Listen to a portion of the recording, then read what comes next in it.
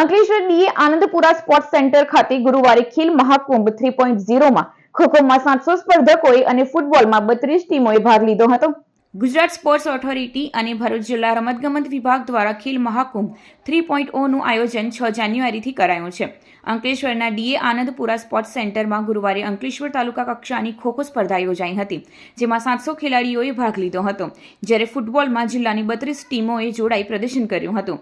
ખેલ મહાકુંભ આગામી 25 જાન્યુઆરી સુધી ચાલનાર છે. આજરોજ Bharuch district sports development department અને DA Anandpura culture and sports centre સંયુક્ત ઉપક્રમે અહીંયા ખેલ મહાકુંભનું આયોજન છેલ્લા 3 દિવસથી થઈ રહ્યું છે, જેમાં kabaddi, kho kho, football, volleyball, swimming જેવી બધી સ્પર્ધાઓ રમાઈ રહી છે.